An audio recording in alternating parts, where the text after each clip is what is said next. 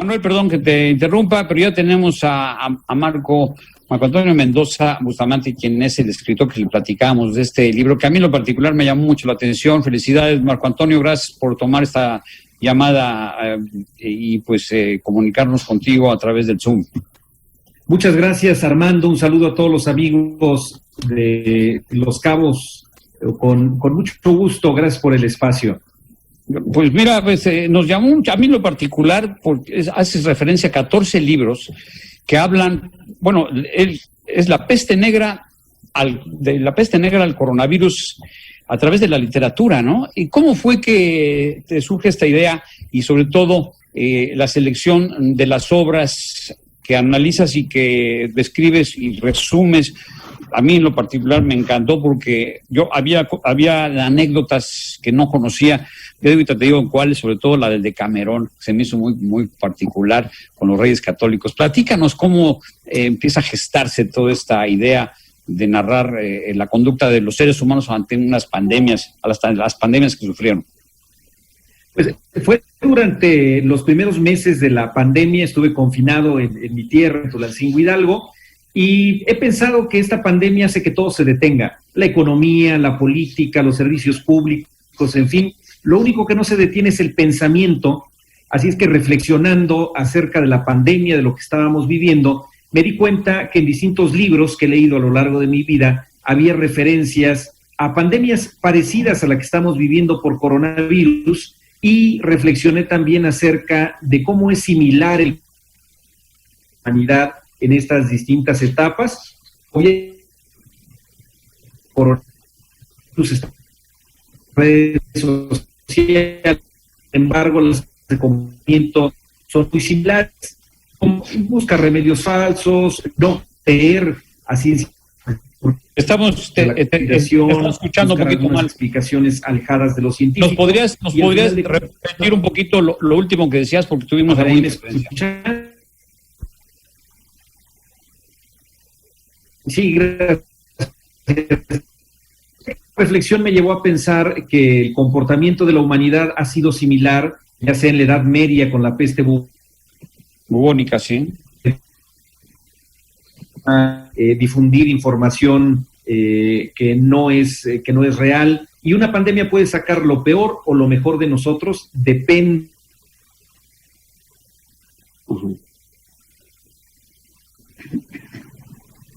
Si quieres vamos a tratar de llamarte por teléfono para que tengamos la comunicación más clara, porque se está interrumpiendo, y hablaba de las diferentes obras que él recorrió para poder pues plasmar en esta obra de la peste negra al coronavirus, pues libros como La Ilíada. ¿Quién no leyó La Ilíada? Por lo menos en secundaria, ¿no? Que supuestamente fue escrita por Homero, y pues las pandemias que se dieron. Bueno, en la antigua Grecia, en la época de Sócrates, también hubo una pandemia. Bueno, la peste también hizo estragos en la cultura griega. A ver si ahí te escuchamos. ¿Lo tenemos? A ver, es que estamos tratando de comunicarnos con Marco Antonio vía telefónico. Ok. Ahorita me va a avisar.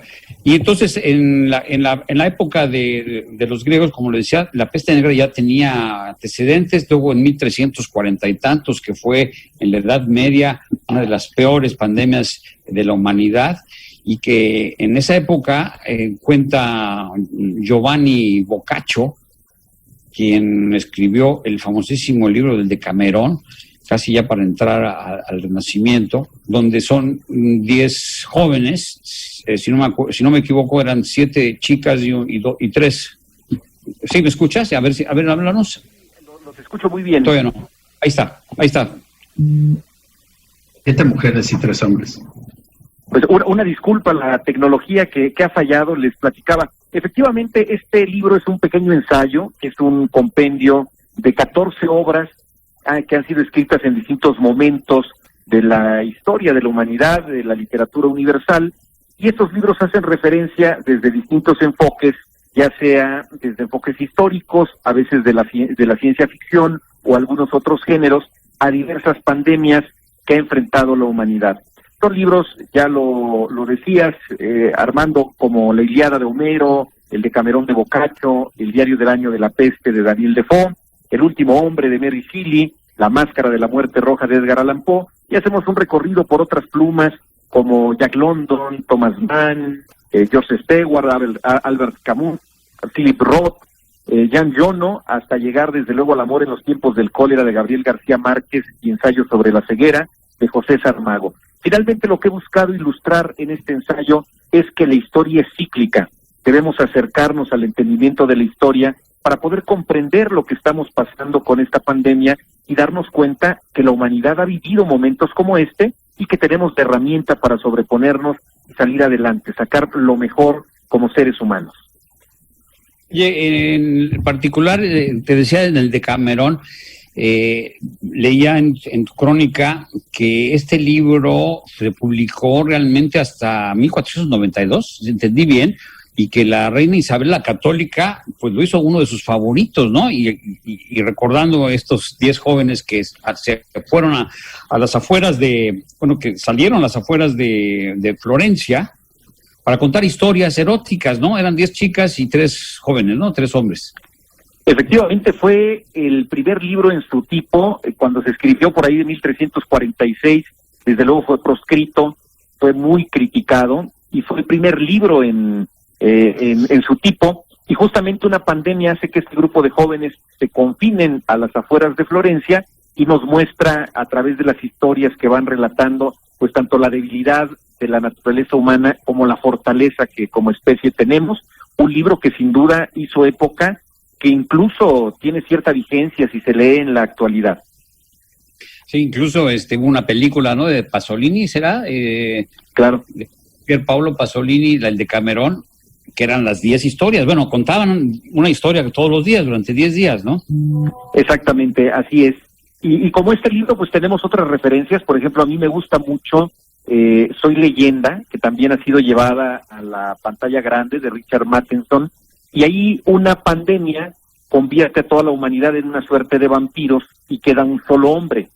Y así como en un mundo de seres humanos, un vampiro que acecha a la humanidad es un monstruo, el ser humano, como único sobreviviente, se convierte en un monstruo ante una sociedad que ha mutado y ha cambiado y ahora tiene todas las características pues de los vampiros que todos conocemos. Y es una historia muy interesante porque justamente narra la naturaleza del ser humano y todas esas emociones que pone al descubierto pues una pandemia como esta de coronavirus que estamos viviendo.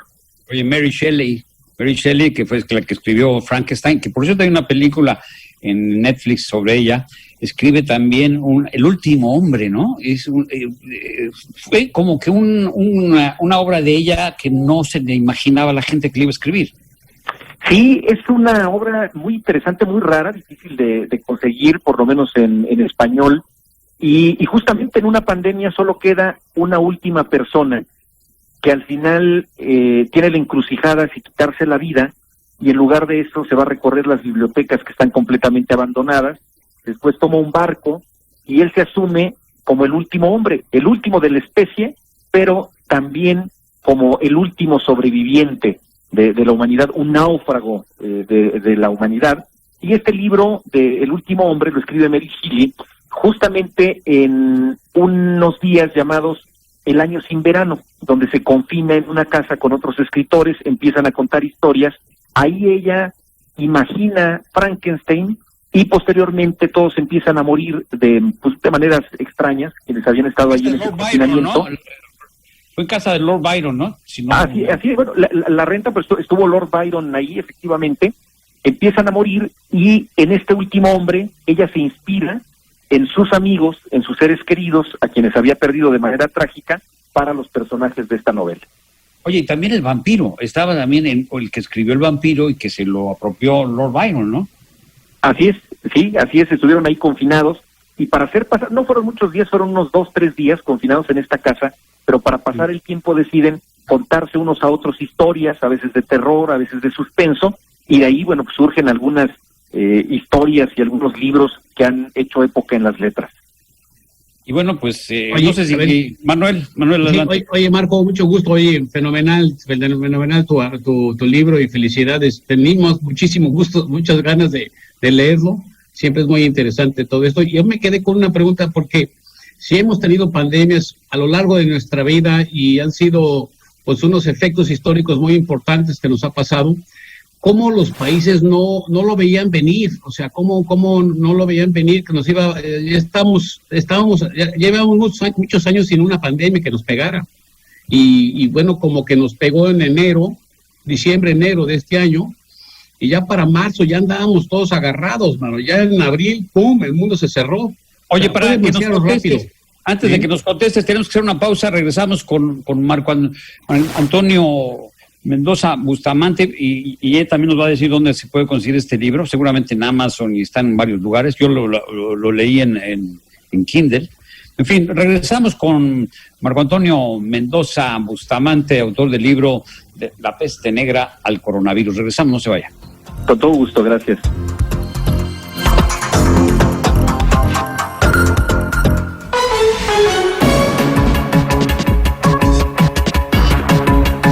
Seguimos platicando con Marco Antonio Mendoza Bustamante, autor del libro de La peste negra del coronavirus. Te decía Manuel hace un momento, no sé si querías ampliar la pregunta, Manuel. Sí, no, de que la pandemia nos agarró a todos por sorpresa. O sea, en diciembre empieza por China y ya para el mes de marzo ya estaba Europa, Italia y España, ya estaban ya muy avanzados, y entonces lo que me impresiona es que no hayan estado con más precaución cuando ha habido tantas pandemias en el mundo y no nos había tocado una en 80 años, yo creo, ¿no? Sí, desde 1900. 100 años, desde la española, vamos, ¿no? Exactamente. Pues justamente, por ejemplo, la fiebre española, que en realidad surge en Estados Unidos, se llama así porque en aquella época todos los gobiernos ocultaban la información y España es el primero que da la cara ante los medios de comunicación y justamente por eso recibe ese nombre. Por ejemplo, en la Revolución Mexicana muchos soldados morían de manera misteriosa por una fiebre, no había los medios de comunicación que hoy existen, y ya después llegaba el rumor que se trataba de una pandemia de proporciones mundiales. Justamente este libro busca reflexionar el ciclo de la historia y la importancia de que adquiramos como ciudadanos una conciencia crítica de nuestra historia. Eso nos va a ayudar a entender lo que está pasando. Los virus y las bacterias han acompañado desde siempre a la humanidad. Seguramente no será la última pandemia, pero hace la diferencia la manera en cómo lo enfrentas. Finalmente la pandemia pone en jaque pues lo mismo a la organización social, el orden mundial, económico, pero también a los gobiernos. Y es muy importante aprender las lecciones que nos está dejando, porque además es probable que las condiciones que estamos viviendo, por lo menos las medidas, pues vayan para largo. Jesús, no sé si quieras comentar algo. Sí. Bueno, antes que nada también, Marco, felicidades. Me parece un libro muy interesante a lo largo de la literatura.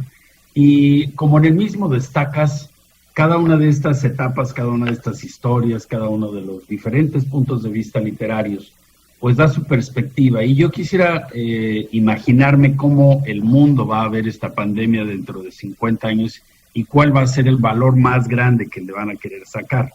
Yo me imagino cuál es la respuesta, pero quisiera preguntarte a ti, como escritor de este libro, ¿cómo te imaginas que dentro de 50 años, 40 años, se va a hablar de esta pandemia desde un punto de vista propositivo y objetivo? ¿Qué es el valor más grande desde el punto de vista, bueno, si se le puede poner así, de esta pandemia de COVID-19?